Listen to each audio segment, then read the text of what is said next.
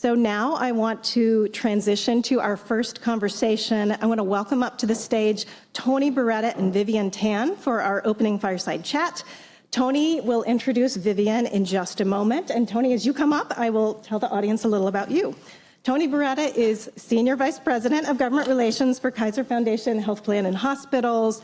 And in this role, he oversees our legislative and policy efforts, leading a team of legislative advocates and policy professionals. He directs development of our public policy positions in support of the organization, our members, and the communities we serve. And I will turn it over to you, Tony. Thank you. Great.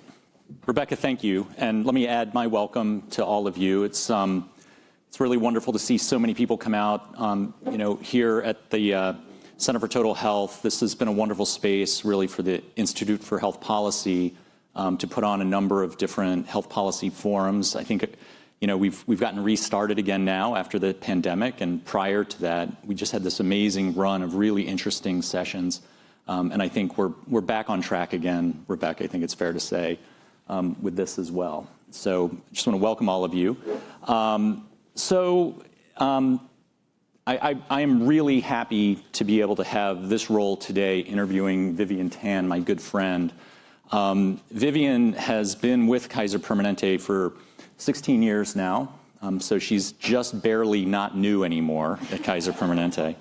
And she is really one of our key leaders within the organization who is delving deep into issues of AI and machine learning and all of the others. And she has a really unique perspective within the Kaiser Permanente organization, because in addition to her current role as Vice President of Strategic Information Management and Global Relationships for Kaiser Permanente, the Global Relationships has her really representing Kaiser Permanente at the World Economic Forum, where there's a tremendous amount of this work going on and a lot of policy thinking and development that's going on there.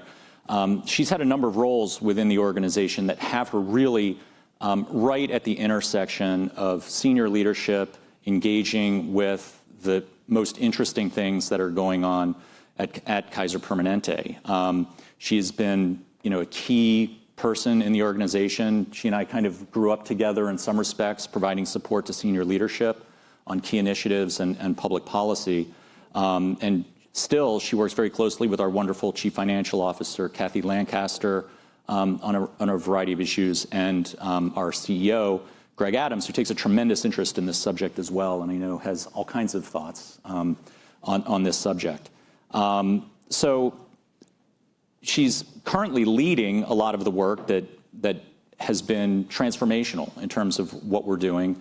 And what anybody who knows anything about Kaiser Permanente would know is it is a very interesting and complex organization, and there's a tremendous amount of creativity that goes on in a whole range of different places. And it's really, I think Vivian's role is in part to keep track of all of that stuff that's going along and figure out how to get it all rowing in a common direction for the benefit of the people who we serve, our members and the communities in which we operate. So Vivian, I'm delighted to be able to be here with you today. Thank you for having me. I think it's fantastic. Because, a key part, when I was just chatting with Marilyn from BPC, and one of the things that's really necessary in this area is just kind of explainer stuff and 101 stuff. And, can we give a basic overview of what's going on? So I'll pose this question the way I pose all of my questions, as you've heard me say many times. I'm not a healthcare person, I'm a history major. So what do I need to know? Can you tell me about the basics of AI and what's really happening right now in a way that a history major would understand it? Well, thank you, Tony, for that question to start off things, and welcome everybody. Tony calls himself a history major, but he's much more and far from that. I maybe will start with a primer. Some of it might be very rudimentary for you, and then for others, hopefully it's helpful. So, Tony, I always like to try to think of an analog or a parallel. And if you think about AI like human intelligence, right? And you think of the phases of human understanding and then sense making and then actually being able to respond to it. AI you can think about the same components. So in the understanding, like human beings, we have 5 senses, right?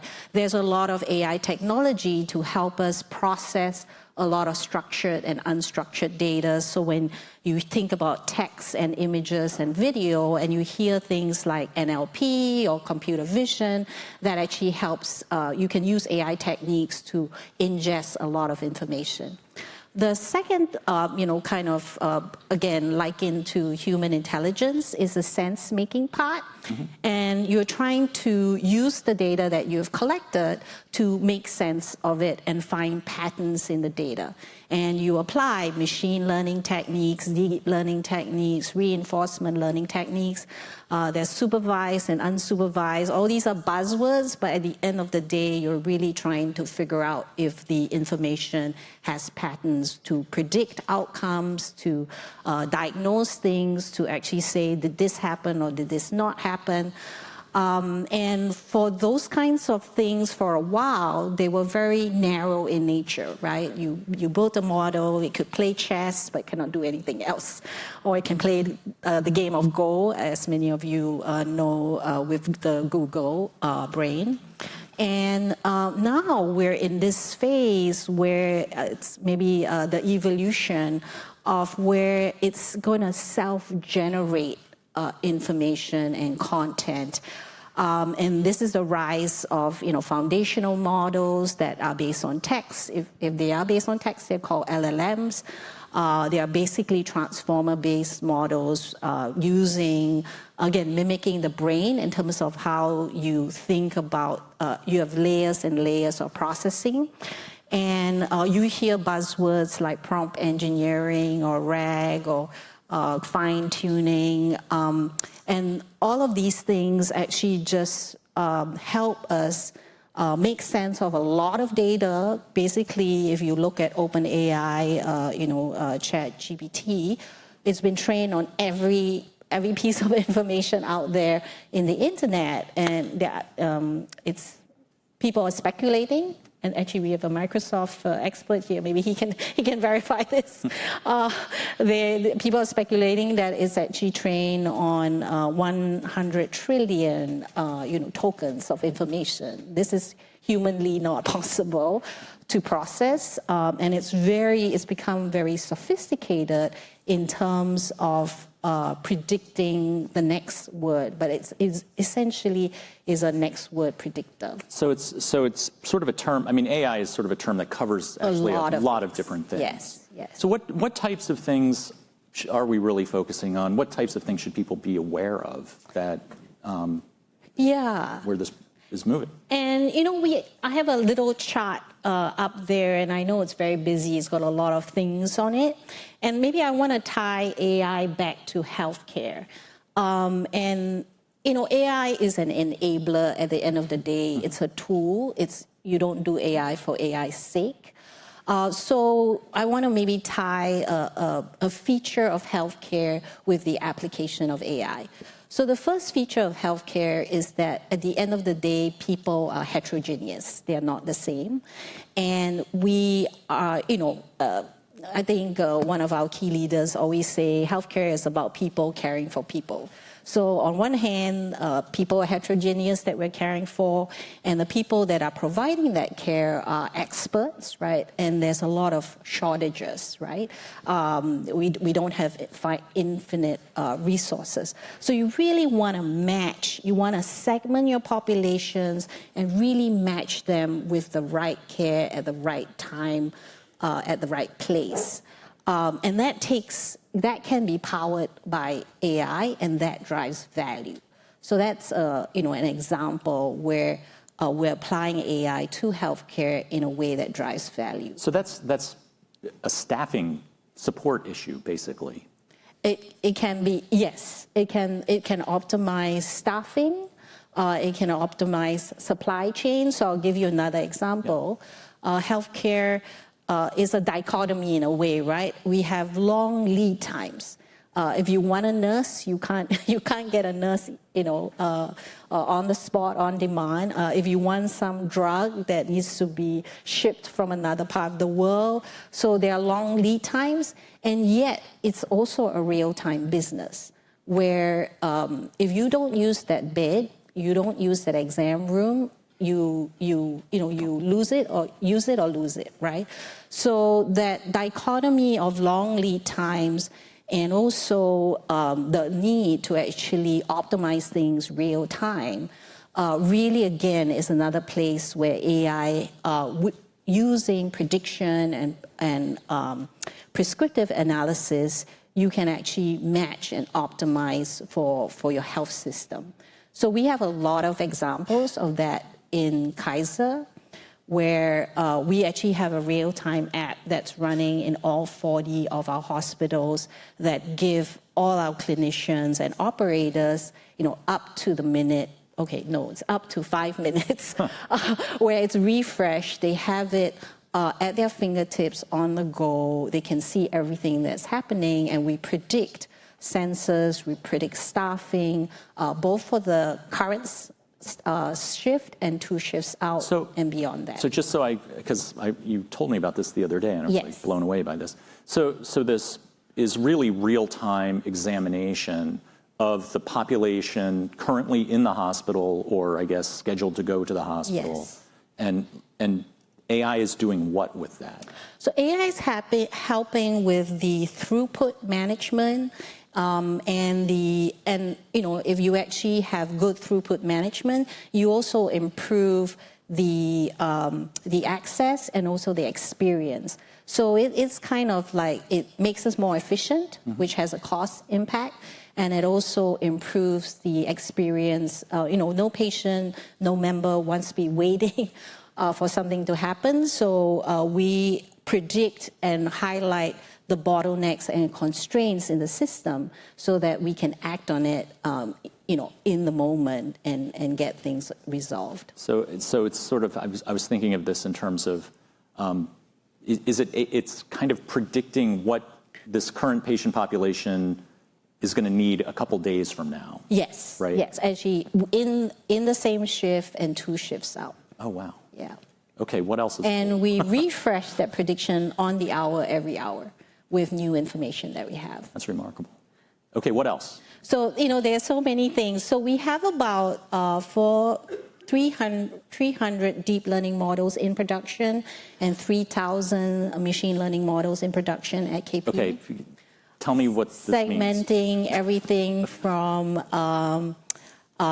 breast cancer screening and doing segmentation there, predicting high risks for suicide in certain populations.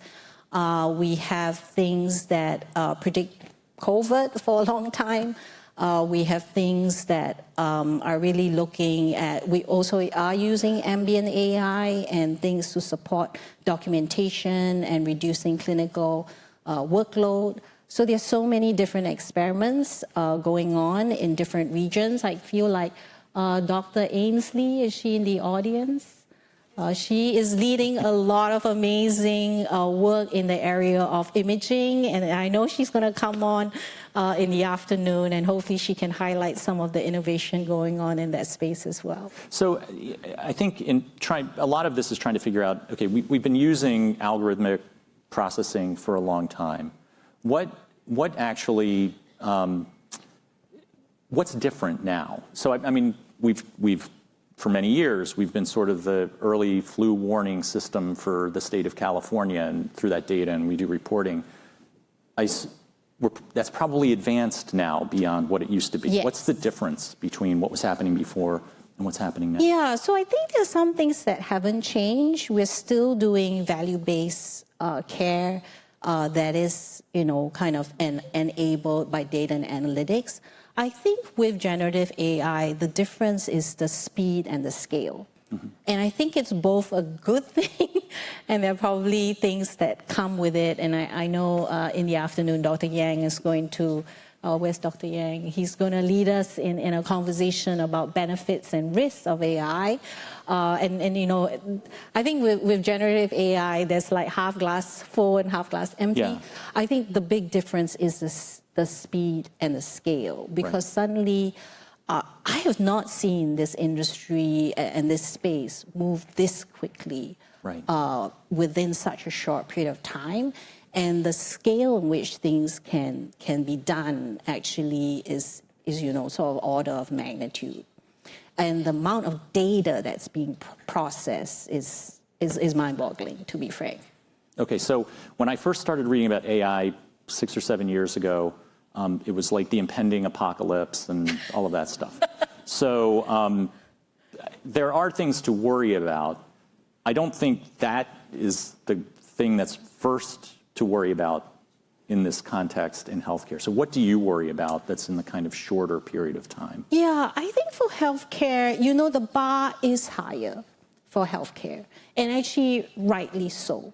The bar is higher from a data privacy perspective, the bar is higher from a data security perspective, the bar is higher from an algorithmic perspective.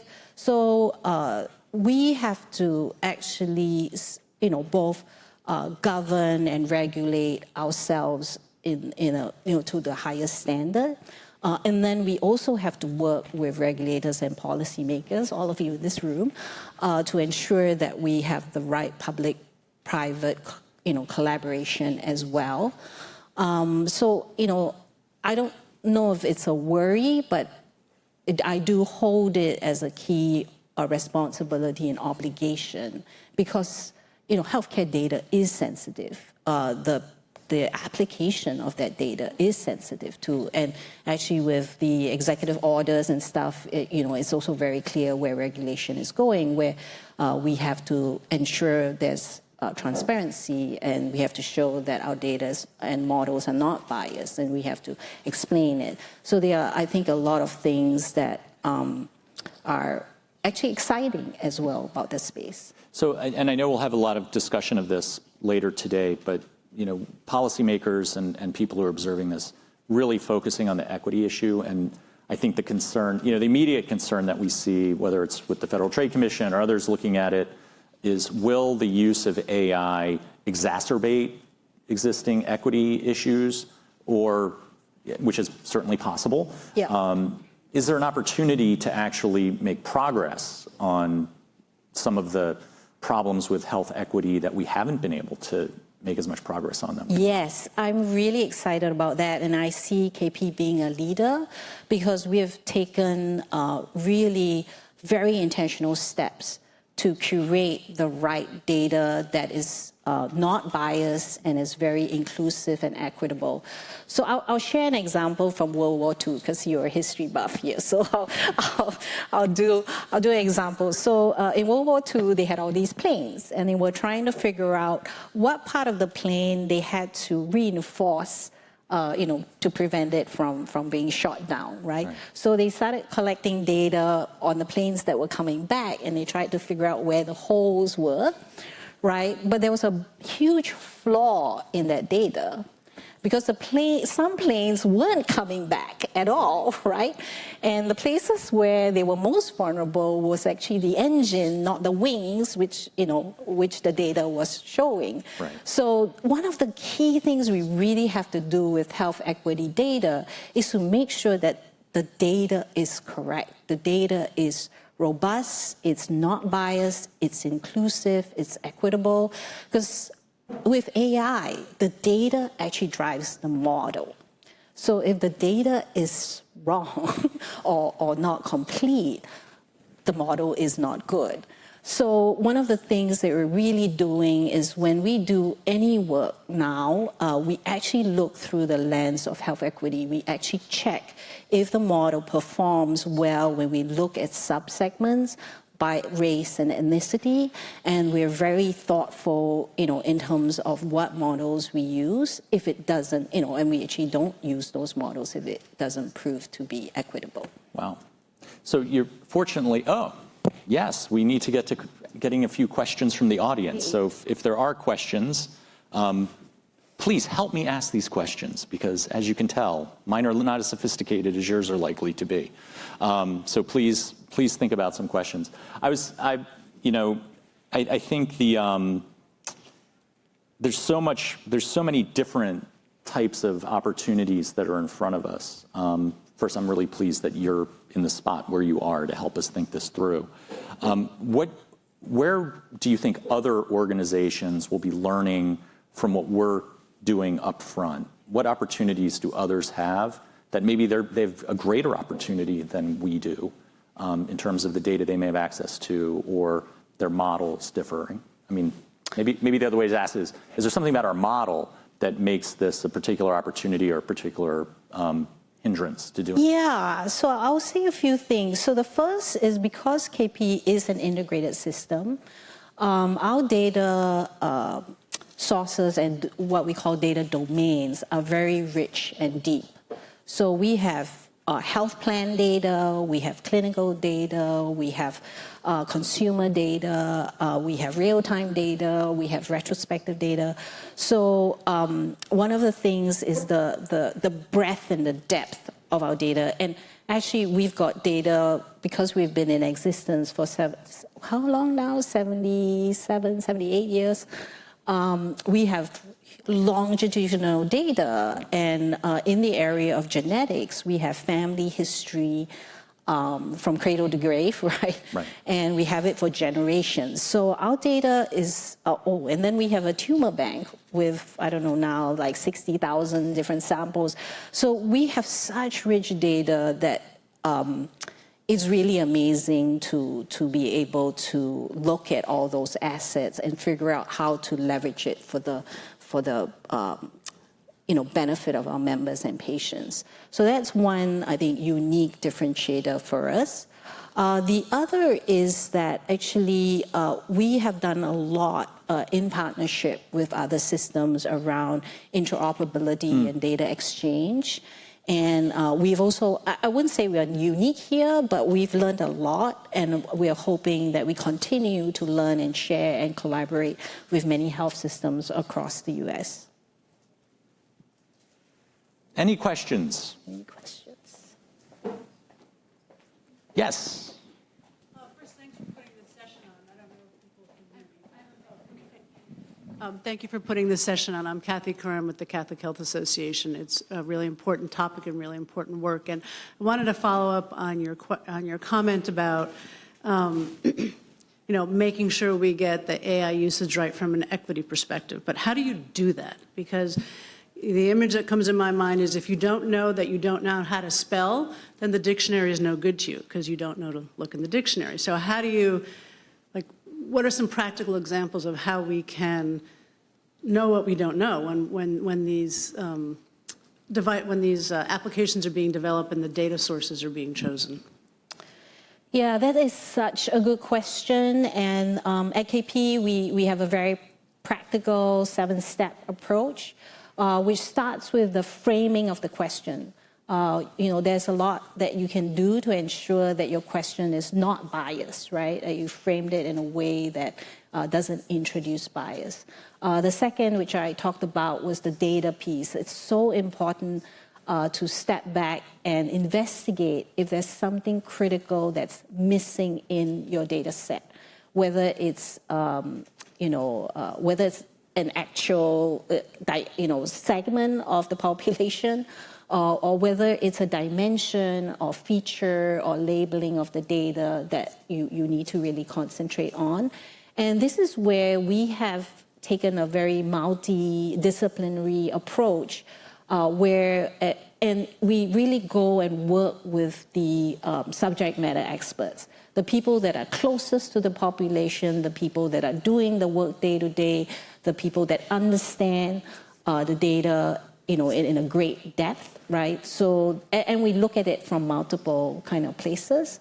And finally, when the model is built, there are a lot of techniques to actually check if the model is working well, and you can actually explain it. So whether it's looking at counterfactuals, LIME, attention models, There are ways to actually investigate the model to make sure that the model is working. And the final thing I'll say is actually most of the time, when you first build your model with the data, the model is actually pretty good. But what happens over time is there is this thing called model drift. As your data changes, as you get new data in, your model doesn't get as good at predicting whatever outcome or prescribing or making a recommendation on something. So managing model drift with continuous model management is critical. I could not stress this over and over again because people spend all the time doing the upfront work, and then once it's in production, I think there's a little bit of a culture of forget, right? So you put it in and then you forget about it, where that continuous management of it is critical. So we got to keep. So there's actually a critical human role in making sure that this doesn't go off the rails. Absolutely. Actually, maybe if there's a chance to put the next slide on. I try to keep things very simple. So this is my ABCD chart of the ingredients it takes to actually have AI at scale probably in any organization. So first, and I'm not going to go in any sequence necessarily, but you have to first have, infrastructure, right? In terms of cloud infrastructure, and I know we use Microsoft Azure for a lot of our data and analytics, and we have a leader from that organization here with us today. But the infrastructure without the talent is also not helpful. So, you have to actually hire and retain very good talent. And then with the data that we have curated, which we have a lot of in this organization, and then applying the AI techniques that I talked about, those are the ingredients of success, if you will. There are probably other things, but these are sort of the basic 4 ingredients that go in to help an organization scale. Awesome. Well, Vivian, as always, I learn a ton whenever I talk to you, and fortunately, you're here all day, so yes. People have an opportunity to buttonhole her as the day goes on. So let me ask you all to join me in thanking Vivian for starting out this morning. Thank you. Thanks for having me.